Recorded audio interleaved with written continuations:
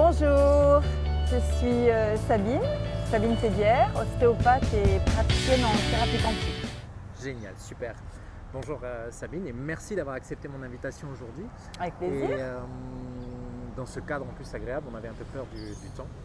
Et aujourd'hui, donc, je t'ai fait venir pour que tu nous parles déjà un petit peu de toi et de ce que tu fais, entre autres. Déjà, comment tu en es c'était quoi un petit peu la vie d'abord de Sabine? Qui c'est un peu Sabine? Est-ce que tu veux bien nous parler un petit peu de toi, de qui est Sabine, j'ai été amenée à l'ostéopathie parce que je suis d'une famille où il y a des médecins, des scientifiques, etc. Donc j'ai voulu me rapprocher de ces connaissances-là. Et l'ostéopathie m'approchait plus de la personne. Et ce qui m'intéresse, c'est vraiment comprendre la personne, comprendre sa pathologie, sa maladie, sa souffrance et l'accompagner au mieux. D'accord. Tu as été dans un environnement en fait, de médecin, ce qui t'a conduit en fait, à faire l'ostéopathie. Tu aurais pu choisir d'autres choses. Qu'est-ce qui fait que tu as choisi l'ostéopathie? Parce que j'avais besoin de toucher. J'avais besoin de toucher pour être au plus près du corps.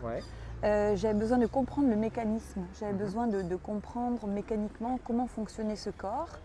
Et après, la thérapie quantique m'a aidé à comprendre plus amplement la personne. D'accord.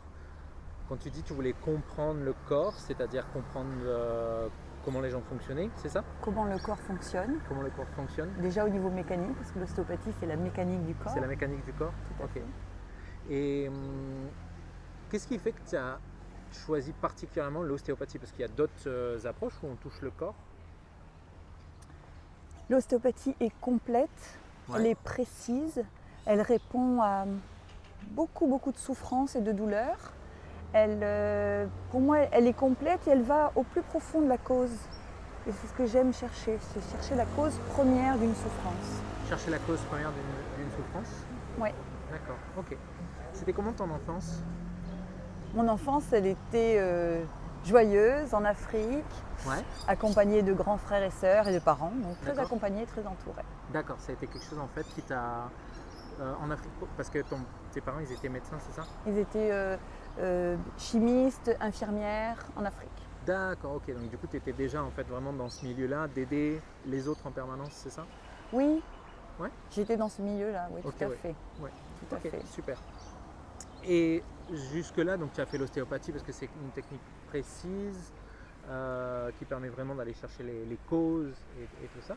Et comment tu en es arrivé à faire aujourd'hui ce que tu fais, donc la thérapie quantique? C'est-à-dire, qu'est-ce qui a été pour toi la transition entre je fais de l'ostéopathie à je fais de la thérapie quantique? L'ostéopathie a des fois des limites pour comprendre, en particulier ce qui m'intéresse moi et ce qui me passionne, c'est le cerveau aussi.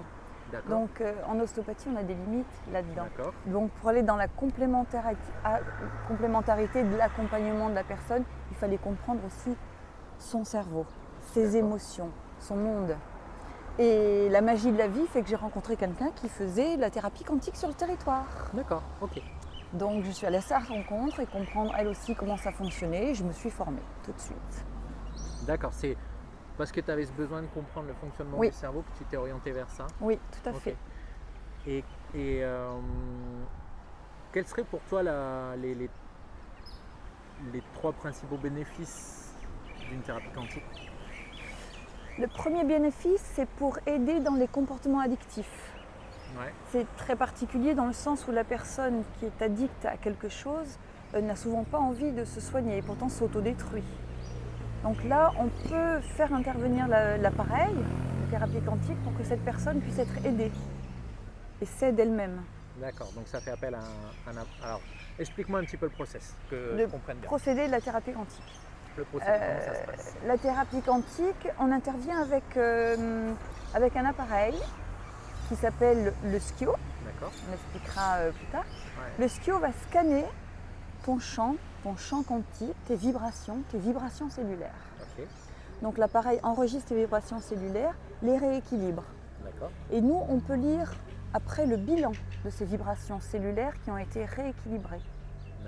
Et dans l'objectif d'aller aider un comportement addictif, on va aller regarder toutes les vibrations qui sont en lien avec cette addiction. Et on va pouvoir travailler dans le cerveau sur les neurotransmetteurs, les émotions et rééquilibrer toutes les vibrations qui ont été liées à ce comportement-là. On va pouvoir voir tout ça. C'est-à-dire que qu'est-ce qui fait que, par exemple, moi, j'irai te voir, par exemple? Tu peux aller me voir déjà pour une petite fatigue. Tu peux venir me voir pour une douleur. D'accord. Tu ne sais pas où elle est, tu ne comprends pas pourquoi elle est là, etc. Donc, comprendre cette douleur, la rééquilibrer, l'apaiser. Ok.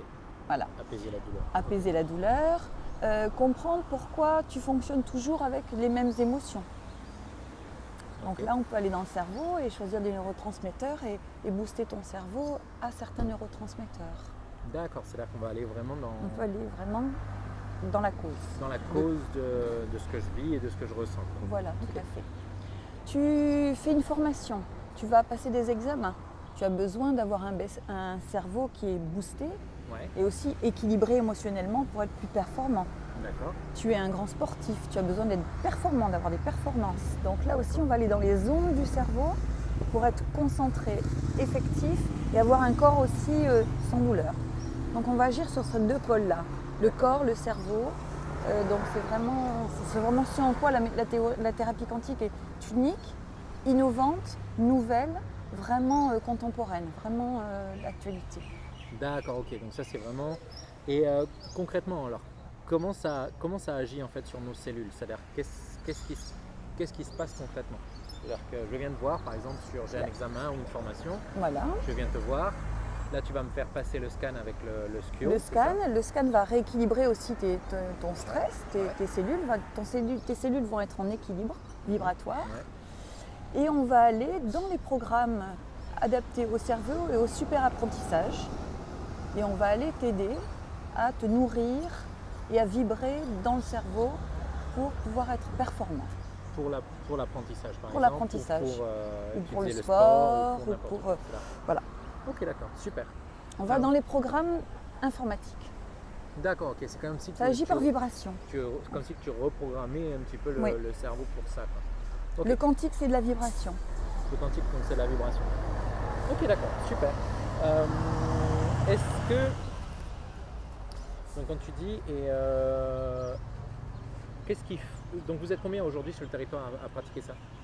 Nous sommes une à Bourail, un à la fois, et actuellement je suis la seule sur Nouméa. D'accord, aujourd'hui tu es la seule sur Nouméa.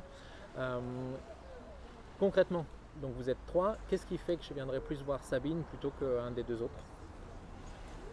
Je vais dire que moi c'est peut-être plus, je vais aller avoir deux spécificités. Ouais. Je vais aller donc dans le corps, par exemple faire un bilan ostéopathique et je saurai après quel os du crâne touché, quelle vertèbre, etc. Donc là. Et ensuite, j'aime aller chercher aussi dans le cerveau les mémoires qui t'ont amené à telle ou telle pathologie, souffrance, comportement. Donc ça, c'est un peu ma spécificité dans la thérapie quantique. C'est aider et aller comprendre les mémoires dans le cerveau qui ont été engrainées pour arriver à tel ou tel comportement. Ok, c'est-à-dire que... Parce qu'on a tous un peu une spécificité, on a le même appareil, c'est pour ça, mais on a une façon de le lire différente en fonction de nos formations, notre expérience et notre vie. Ok, donc toi, ton approche, c'est vraiment de se dire, comme tu as cette technique d'ostéopathie, où tu vas voir déjà un petit peu la mécanique du corps, etc., de savoir où est-ce que ça coince, et ensuite voir avec la partie quantique, qu'est-ce qui a provoqué ça, d'aller chercher Quelle a été la cause de pouvoir lier les deux, quoi. Oui. Ça serait ça. Et puis j'ai fait des formations en biopsychogénéalogie, en décodage biologique, enfin voilà, pour aller chercher plus dans la généalogie et dans les mémoires et comprendre pourquoi tu as été amené à avoir ces mémoires qui sont engrainées là. Ok, super. Donc c'est pour débloquer. Vraiment débloquer au fur et à mesure. Et au fur et à mesure, on remonte les causes. Et on remonte à chaque fois les causes. Voilà. Comme un peu on pèle un oignon, quoi. Voilà. S'il en reste. Voilà. Ok, super. Comment les gens ils peuvent prendre contact avec toi? Alors, par téléphone, 79 12 36. Okay. Ensuite, par Facebook, par Messenger aussi, Sabine Fédière, tout simplement. Ok, d'accord, super. Voilà. Ok. Et je vais revenir un petit peu sur sur toi en particulier. Oui. Qu'est-ce qui t'a poussé par exemple à vouloir te lancer à ton compte dans ce domaine ou dans l'ostéopathie dans l'ostéopathie, être à mon compte, parce que j'aime être indépendante, pouvoir agir comme je le souhaite, avec les outils que j'ai. D'accord. Et voilà. Je crois que c'est l'indépendance. C'est l'indépendance qui t'a poussé au départ. Et est-ce que donc tu disais que tu avais tes deux parents qui étaient déjà dans l'assistance, enfin dans le médical, médecin, etc. Est-ce que eux aussi ils étaient à leur compte ou est-ce que eux travaillaient pour quelqu'un? Non, eux ils travaillaient pour l'éducation nationale, à la faculté de médecine et de biochimie d'Abidjan. Et alors, donc tu as le modèle de tes parents, donc tu modélises tes parents sur cette partie soins, accompagnement à la personne. Qu'est-ce qui fait que toi, par exemple, tu n'es pas rentré dans l'éducation nationale? Parce que tu aurais pu aussi avoir un parcours un peu indépendant en étant là-dedans. Mon parcours, déjà, il est indépendant parce que je ne voulais pas faire médecine. J'ai commencé médecine. Je pouvais continuer la faculté de médecine, mais arrivé en deuxième année, j'ai changé, j'ai fait ostéopathie. Parce que je voulais comprendre différemment. Tu voulais avoir une vision plus complète, une autre approche. Une autre approche de ça, quoi. Ouais. Ok. Qu'est-ce qui, en tant que, du coup, tu es entrepreneur depuis combien de temps maintenant? Ça va faire une quinzaine d'années. 15 ans maintenant, un peu plus de 15 ans, c'est ça? Oui. Une quinzaine d'années. Quels ont été tes 3 plus gros challenges en tant qu'entrepreneur? Déjà, le premier challenge, c'est de faire comprendre ce qu'on peut faire, comprendre ce qu'on peut faire? Oui. Je trouve que c'est vraiment ce qui est le plus difficile. Le plus difficile, c'est de faire comprendre. Parce que soi-même, on a l'impression que c'est évident. C'est évident qu'on va réussir et qu'on va apporter avec l'outil qu'on a. Bien sûr. Mais le faire comprendre à autrui dans une façon différente de voir les choses, c'est ça qui est le plus difficile, je trouve. C'est-à-dire de savoir ce qu'on est capable et de le faire passer. Faire passer ce message comme quoi je suis capable de faire ça pour vous, de vous aider dans cette situation. Ça a été un de tes plus gros challenges dans ta carrière d'entrepreneur, on va dire, dans ton entrepreneuriat. Quels ont été pour toi tes 3 plus gros succès depuis que tu es entrepreneur, depuis que tu es à ton compte? Les 3 plus gros succès.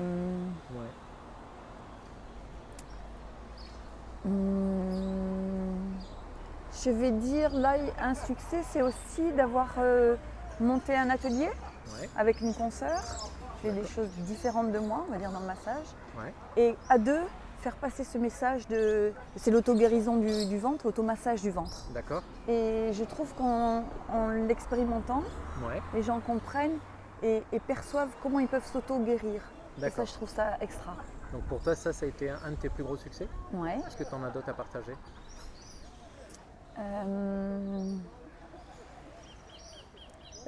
Un autre succès, c'est le bonheur aussi, par exemple, en faisant de l'accompagnement de mourants.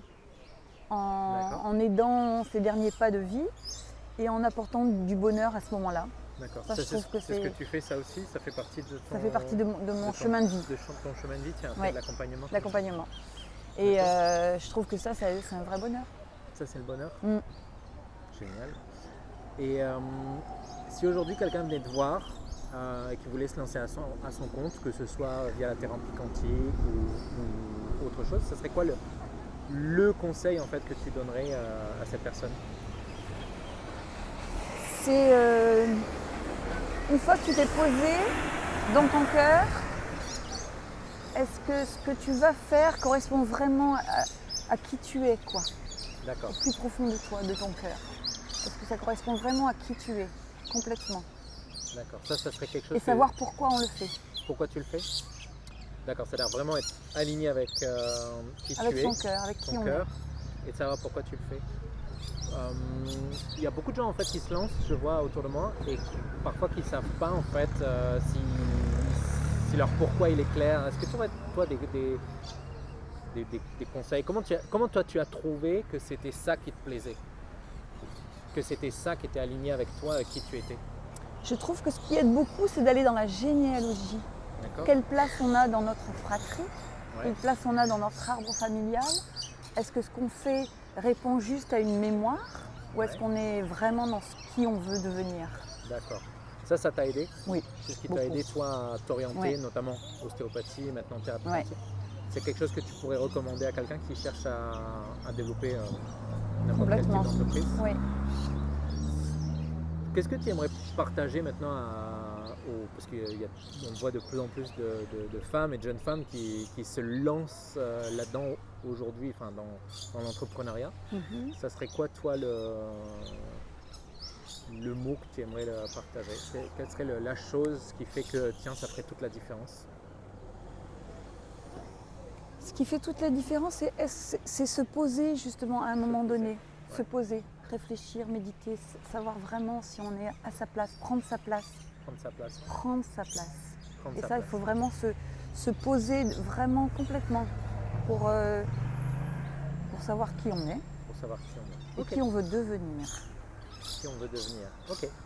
Ouais. Et merci pour ce beau partage. Et toi aujourd'hui, Sabine, donc tu es partie quand tu as fait ce travail-là. Est-ce qu'aujourd'hui tu es devenue celle que tu voulais être ou c'est toujours un travail en cours est-ce que c'est quelque chose qui peut être terminé? Non, c'est pas terminé. Parce qu'on a toujours des objectifs qui viennent, on a toujours d'autres rêves, on a toujours d'autres ambitions. Ouais. Donc on est toujours à vouloir avancer vers d'autres projets en fait. Toujours vouloir avancer vers d'autres projets. Mais ma place, elle est là, je suis bien à ma place. Ouais. Tu es bien à ta place là ici? Ouais. Super. Toute autre chose que tu aimerais rajouter, partager? Oser, foncer, avec peur parce qu'elles aident. Ouais. Elles aident à savoir justement où on est, si on est emporté par des peurs ou pas. Ouais.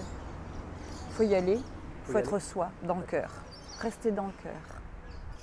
Super. Ben écoute, je te remercie beaucoup pour ce temps passé avec moi et d'avoir partagé tout ça. Merci à toi, Gaëlle. Je te souhaite une très très belle continuation. Merci à toi, bonne journée. Bye bye. Bye.